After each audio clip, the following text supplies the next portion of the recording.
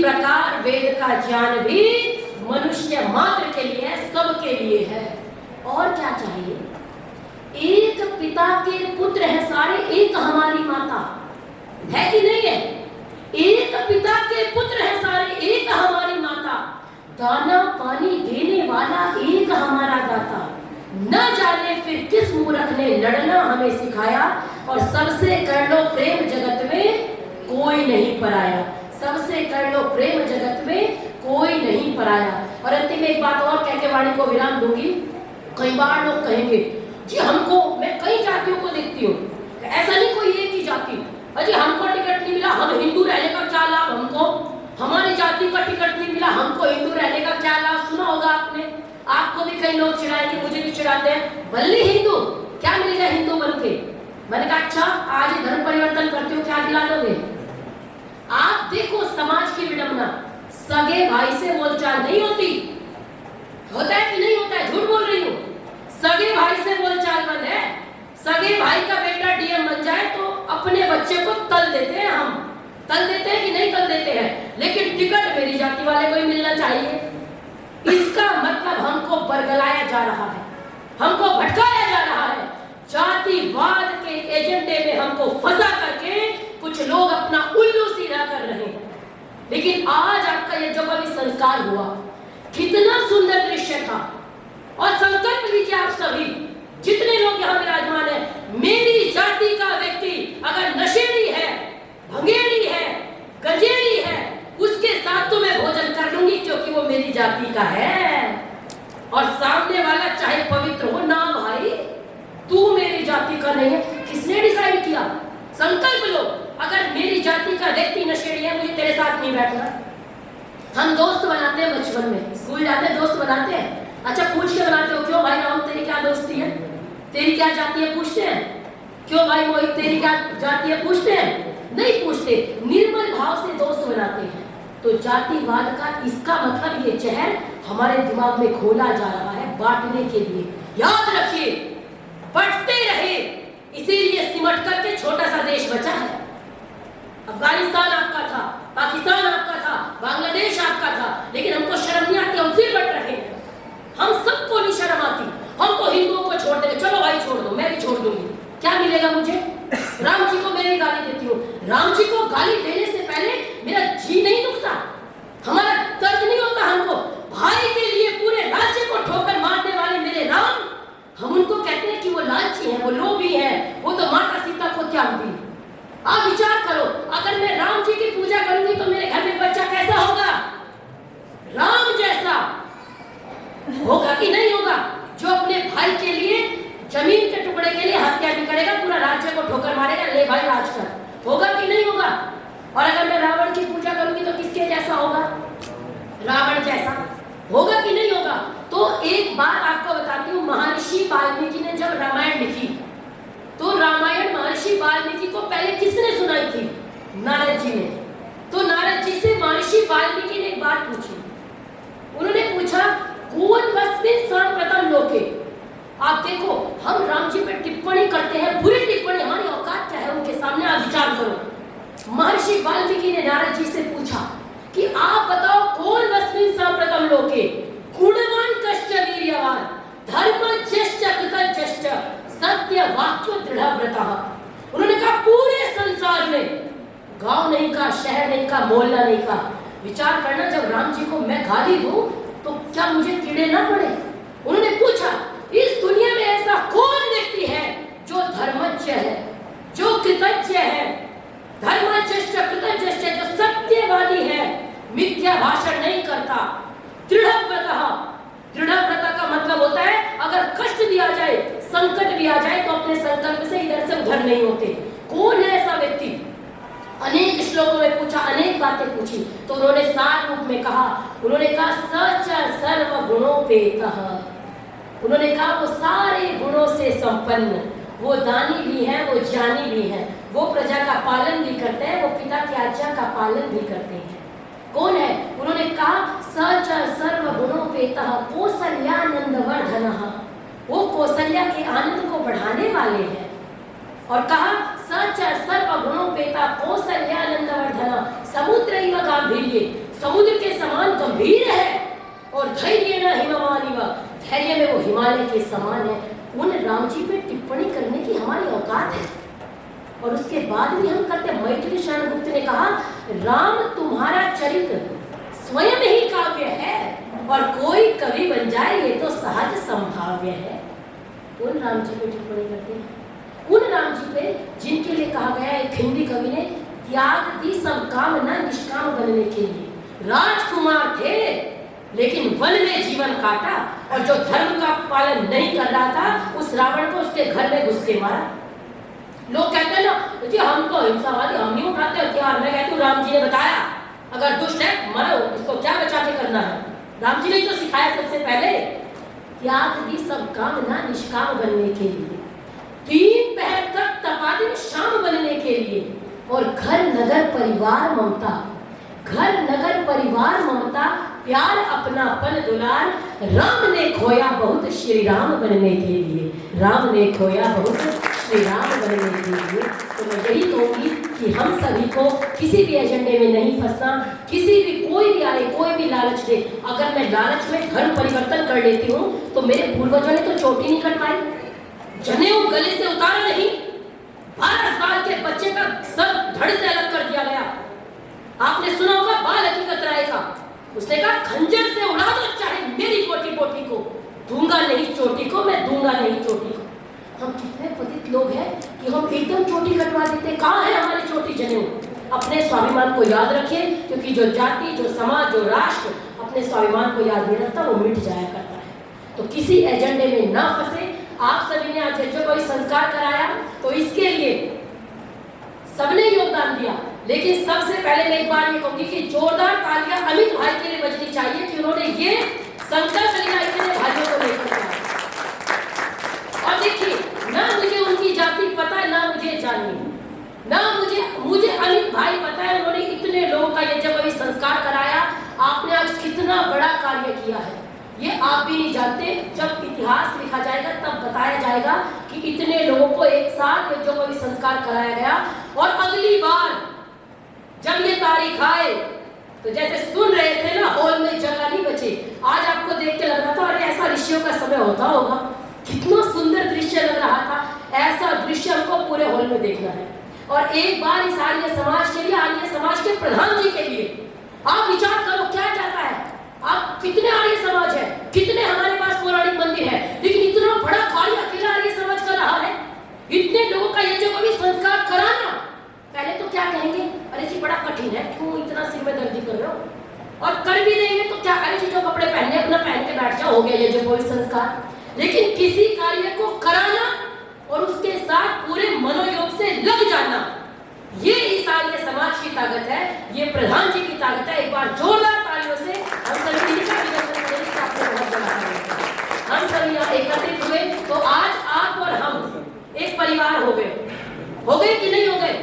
तो इसलिए अब हाथ लोग सब कहते हैं आप हमारा साथ दीजिए, नहीं आप आगे बढ़िए, हम आपका साथ देंगे, आपको आगे चलना है। और अंकुर भैया मुझे पूछ रहे थे आप क्या लिख रही थी बाहर, तो मैं एक बात लिख रही थी, मुझे दिमाग से निकल न जाए, अच्छा स्मरण आया। जब अंकुर भैया को आपने गुरु बनाया, किसको बनाया सबने गुरु?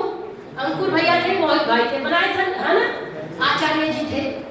तो आप बताओ एक अंकुर आर्य इतने लोगों के बस में नहीं आ रहे ना, इतने लोग डरे फिर रहे हैं, धमकी देते हैं, सामने तो नहीं आते।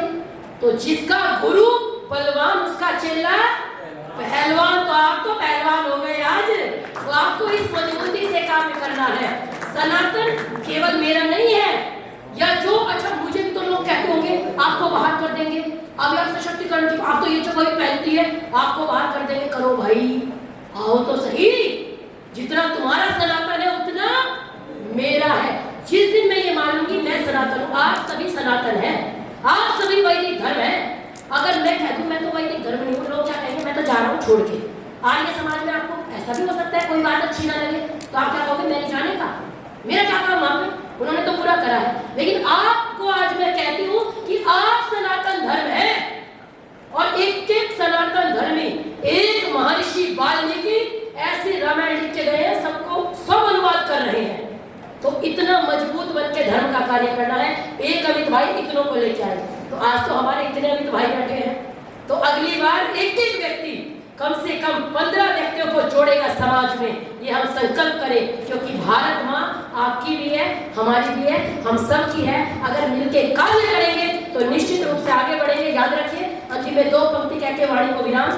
महर्षि देव दयानंद सरस्वती, जिनकी कृपा से आज मैं इतने आत्मविश्वास के साथ आपके सामने बोल पाई या कुछ भी कर पा रही हूँ। इतने लोगों के जब वही संस्कार हो रहे थे, हम ब्रह्मा जी के बराबर में बैठे थे, तो ये अधिकार हमको आर्य समाज ऋषि दयानंद ने दिया है। तो उनके बारे में 2 कृतज्ञता अर्पित करके पंक्ति कहूंगी कि घनघोर तिमिर का वक्ष चीर भू पर उतरी थी एक किरण। आजकल ये मेरी प्रिय पंक्तियां लगभग बोल रही हूँ। घनघोर तिमिर का वक्ष चीर भू पर उतरी थी एक किरण, संदेश सवेरे का लाई हम करते उसका अभिनंदन। जंजीरों से जकड़े स्वदेश को राह दिखाई थी तूने, और जिसको काल भी न बुझा सके वह ज्योति जलाई थी तूने। घनघोर तिमिर के आंगन में हम ऋषि दयानंद के सिपाही हैं, डट के मुकाबला करना है। घनघोर तिमिर के आंगन में तो बीज उषा के बोता था, आवाज लगाई थी तूने जब सारा भारत सोता था। आवाज लगाई थी तूने जब सारा भारत सोता था। महर्षि देव दयानंद की, महर्षि देव दयानंद की, महर्षि देव दयानंद की जय श्री राम। धन्यवाद बहन मीनाक्षी जी से जानेंगे महिला यज्ञोपवीत का क्या महत्व है, क्योंकि अभी जब उनका यज्ञोपवीत संस्कार हुआ तो वो लाइमलाइट में आई थी, कंट्रोवर्सीज भी हुई थी। तो महिला यज्ञोपवीत का क्या महत्व है, क्योंकि अक्सर ये कहा जाता है कि महिला जो है माँ बहन बेटी यज्ञोपवीत धारण नहीं कर सकती। बहन बहुत बहुत धन्यवाद डॉक्टर साहब। और सबसे पहले तो यहाँ पर बैठे हुए सभी विद्वानों को मैं नमस्कार करके नमन करती हूँ। और मेरे पिता तुल्य प्रधान जी, मैं सच बता रही हूँ, यहाँ आकर जितना मुझे अपनापन लगता है वहाँ मुझे कहीं जाकर नहीं लगता है। ऐसे लगता है कि मैं अपने परिवार में कहीं आई हूँ। और ये बात सच है कि मैं इन लोगों के साथ बैठने के इतने लायक नहीं। ये लोग बहुत विद्वान हैं, लेकिन ये लोग जो थोड़ा सा आगे बढ़ते हैं ना उसको धक्का देकर आगे निकालने वाले लोग हैं। ये सच बात है बिल्कुल। तो मेरा शुरुआत भी वहीं से हुई थी, ये सब कुछ जानने की, मेरे यज्ञोपवीत से ही। और जब मेरा यज्ञोपवीत हुआ था तभी मैं कंट्रोल, और अगर ये लोग नहीं होते तो शायद मैं घबरा घबरा कर अपनी वीडियो भी डिलीट कर देती और यहाँ ये बातें भी नहीं कर रही होती। ये लोग थे इसीलिए मैं उसके ऊपर और अध्ययन कर पाई, पढ़ पाई, स्वाध्याय कर पाई और जान पाई, और आप लोगों के साथ में आज बैठी हूँ। तो जब मेरा यज्ञोपवीत हुआ था, जैसे अंकुर भाई ने बताया, ऐसा होता था पहले कि जो पुरुष लोग हैं वही 6 के 6 अभी खैरा भी होता है, सॉरी, कि 6 के 6 धागे वही पहन लेते हैं। तो किस लिए हुआ था वो अंकुर भाई ने बताया कैसे हुआ था। लेकिन जो यज्ञोपवीत है वो महिलाओं के लिए भी है। मैं कल विदुषी गार्गी जी के बारे में पढ़ रही थी मैं, और मैं तो एक आयुष दीदी को सुनती हूँ, मैं उसके बाद फिर बोल नहीं पाती हूँ, ये इतना अच्छा बोलती हैं। मैं विदुषी गार्गी जी के बारे में पढ़ रही थी, उनके बारे में मैं जान रही थी कि उन्होंने यज्ञोपवीत करके एक हमारे जो मिथिला, हमारा जनक जी का जो शहर है, वहाँ से राजा जनक के दरबार में नवरत्नों में से एक रत्न थी विदुषी गार्गी। आज कह तो देते हैं कि महिलाओं को यज्ञोपवीत धारण करने का अधिकार नहीं है, आज महिलाओं को वेद मंत्र पढ़ने का अधिकार नहीं है। तो वो नवरत्नों में से, तो कितने पहले की बात है ये। तो उन्होंने भी तो कुछ अध्ययन किया ही होगा ना, यज्ञोपवीत धारण किया था उन्होंने। और फिर ऐसे हमारे बहुत बड़े बड़े विद्वान रहे जिनको उन्होंने चैलेंज किया। उन्होंने ऐसे याज्ञवल्क्य जी रहे जिनको उन्होंने चैलेंज किया था। और आज जैसे स्पेस टाइम की हम बात करते हैं ना, जिस थ्योरी ऑफ रिलेटिविटी की हम बात करते हैं, आइंस्टीन जो थ्योरी थी, थ्योरी ऑफ रिलेटिविटी, उस टाइम पर माता गार्गी ने याज्ञवल्क्य जी से ये प्रश्न किया था टाइम स्पेस के बारे में, कि जब हमारी आयु, जब हम स्पेस में घूम रहे होते हैं और जब हम वापस धरती पर आते हैं तो हमारी आयु सेम रहती है। इस थ्योरी को समझने के लिए आइंस्टीन को बहुत समय लगा था। इस थ्योरी को जब आइंस्टीन समझ रहा था तो 90 के बराबर कुछ दिन लगे थे, और फिर वो ये चाहता था कि उसी थ्योरी को वो और साइंटिस्ट को बता सके और लोगों को बता सके, और वो उनको बता भी नहीं पा रहा था। और उसी थ्योरी को हमारी जो दादी नानी है वो थोड़ी एक पौराणिक कथा है उसमें चुटकी में बताती थी। कैसे बताती थी? वो बताती थी कि एक मुचुकुंद नाम के राजा रहे। वो मुचुकुंद नाम के राजा बहुत पराक्रमी राजा थे, वीर राजा थे, और युद्ध कला अच्छी थी उनकी। तो इंद्रदेव नीचे आते हैं धरती पर और कहते हैं कि हमारे साथ चलिए, ऊपर असुरों की और देवताओं का युद्ध हो रहा है, आपकी आवश्यकता है। कहानी है वैसे तो जाते हैं मुचुकुंद राजा और वहाँ युद्ध करते हैं। 1 वर्ष तक युद्ध चलता है और फिर इंद्रदेव से कहते हैं कि मुझे आज्ञा दीजिए, मैं वापस धरती पर जाऊंगा। तो इंद्रदेव कहते हैं कि अब आपके जाने का कोई मतलब ही नहीं बनता है, क्योंकि अब अगर आप नीचे जाएंगे तो आपकी पीढ़ियां बीत चुकी हैं बहुत सारी। आपको ऊपर एक समय हो, लेकिन पता नहीं नीचे कितना समय गुजर चुका है। तो ये समझने के लिए जो आइंस्टीन को इतना समय लगा था, हम थोड़ी देर में समझ जाते थे। उसने कैसे बताया, फिर इसी स्टोरी से प्रेरित होकर उसने बताया कि यदि हम स्पेस में जाते हैं और 3-4 चक्कर लगाते हैं, 3-4 वर्ष में लगाते हैं, 9-10 वर्ष में लगाते हैं और हम वापस धरती पर आते हैं वो चक्कर लगाकर, तो हमारी आयु उतनी ही रहेगी जितनी पहले थी। अब आप सोचिए ये प्रश्न तब विदुषी गार्गी जी ने करा था। ऐसी बहुत सारी हमारी महिलाएं, अपाला, घोषा, गार्गी, मैत्रेयी, जिन्होंने यज्ञोपवीत करके वेद की ज्योति को दैदिव्य मान रखा। सच में मुझे एक खुशी होती है कि आज महिलाओं को इस हमारी समाज की विकृत सोच के कारण दुर्बलता, निर्बलता, कोमलता का पर्याय समझ लिया जाता है। लेकिन ये समाज भूल जाता है कि नारी इतिहास से ही विद्या में भी अग्रणी रही है और वीरता में भी अव्वल रही है। ऐसी माताएं के बारे में हमें पढ़ना चाहिए, हमें पता ही नहीं है। और आज कहते हैं कि माताओं को पढ़ने का अधिकार नहीं है। आप एक बात बताइए कि माताओं को पढ़ने का अधिकार नहीं है तो फिर माता अपने परिवार में संस्कार कैसे देंगी? सबसे ज्यादा जरूरी तो माताओं का ही पढ़ना है। और हमारे भाई गौतम खट्टर जी और अंकुर आर्य जी इस मुहिम पर लगे हुए हैं कि वो गुरुकुल की शिक्षा है उसको आगे बढ़ाएं। बहन ने गुरुकुल खोला है, इतना अच्छा लग रहा है बात सुनकर कि मैं ये बात मानती हूँ कि यदि माताएं गुरुकुल से निकलेंगी तो फिर बच्चों का निर्माण कैसे होगा? मतलब बहुत दूर की बात है, लेकिन आज छोटी छोटी बच्चियां अगर गुरुकुल जाएं, गुरुकुल से शिक्षा ग्रहण करें और फिर वही बच्चियां अपने जब विवाह करके अपने घर में जाएं तो वो संस्कार अपने बच्चों को कैसे देंगे? या आप विचार कीजिए, आज कहते थे कि महिलाओं को वेद पढ़ने का अधिकार नहीं है। अगर महिलाएं नहीं पढ़ेंगी तो संस्कार कैसे आएंगे? आज महिलाओं को पढ़ने की आवश्यकता है कि हमारा इतिहास कैसा रहा था, हमारी वीर वीरांगनाएं कैसी रही थी, उनको पढ़ने की आवश्यकता है। क्योंकि महिलाएं नहीं पढ़ेंगी तो घर की बेटियों को कुछ नहीं सिखा पाएंगी। महिलाओं को पढ़ने की आवश्यकता है, फिर अपने घर की बहन बेटियों को सिखाने की आवश्यकता है, ताकि फिर वो किसी अबुल के चंगुल में ना आए और फिर फ्रिज में कटी हुई रखी ना जाए। ये बहुत आवश्यकता है। आज बहुत सारी बातें तो सबने समझाई थी यज्ञोपवीत के बारे में। यज्ञोपवीत के बारे में तो आप सब लोगों को पता ही। मैं बस इतना कहना चाहती हूँ कि प्रधान क्या है मेरी, तो मैं ये चाहती हूँ कि अगली बार यहाँ पे बहनों का यज्ञोपवीत हो और मैं ये प्रयास करूंगी, मैं अपनी तरफ से बहनें लाऊंगी, मैं जरूर लेकर आऊंगी। लेकिन ये बहुत आवश्यकता है कि बहनों का भी हो, क्योंकि मैंने तो संभाल लिया था अपने आप को। अगर एक साथ बहुत सारी बहनें होंगी तो कुछ तो संदेश जाएगा ही ना, इस समाज में कुछ तो संदेश जाएगा कि होता हो। और हमें क्या है ना कि हम वीडियो देख लेते हैं, पहले मानना शुरू कर लेते हैं, जानना नहीं शुरू करते हैं। अगर हमने कोई वीडियो देखी, कोई क्लिप देखी, कुछ भी करा, मेरी वीडियो वायरल हुई, उस पर इतने गंदे कमेंट्स आए, इतने थ्रेट कॉल्स आने लगे कि तुम पता नहीं क्या कर रही हो, तुम धर्म को खराब कर रही हो, समाज को खराब कर रही हो, संस्कृति को खराब कर रही हो, तुम्हें जीवित रहने की कोई जरूरत नहीं है, ऐसे बातें बोलने लग गए।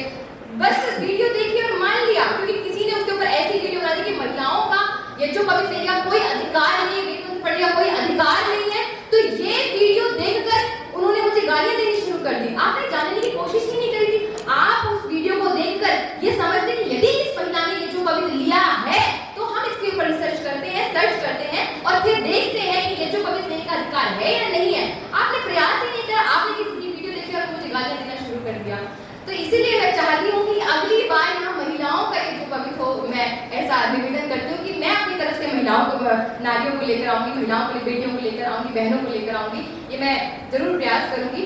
और ये बहुत आवश्यकता है कि यदि आप कोई वीडियो देख रहे हैं, यदि आप कुछ सोशल मीडिया पर देख रहे हैं, क्योंकि सोशल मीडिया एक ऐसा प्लेटफॉर्म बन चुका है जहाँ पे अधूरा सच दिखता है हमें, ठीक है? तो आप उस वीडियो को देखिए और उसके ऊपर रिसर्च करिए, सर्च करिए और फिर किसी को गालियां देना शुरू करिए। मुझे बहुत गालियां मिली थी और मैं घबरा भी गई थी। मैंने सोचा था कि वीडियो डिलीट कर देती हूँ, मैंने ये वीडियो डाल दी है तो मैं इस वीडियो को डिलीट कर देती हूँ। लेकिन गौतम खट्टर जी थे, उन्होंने मुझे बहुत समझाया, आचार्य प्रशांत जी थे, उन्होंने बहुत समझाया, तब जाके समझ आया, तो पढ़ा, देखा, समझा और इसीलिए मैं ये सब बोल पा रही हूँ। बहुत बहुत धन्यवाद। धन्यवाद बहन। बहन श्रद्धा से जानेंगे कि हम जो समाज के लिए कार्य कर रहे हैं, जो प्रयास कर रहे हैं, और जो एजेंडा चल रहा है, जो आक्रमणकारी है, जो आज यहाँ पर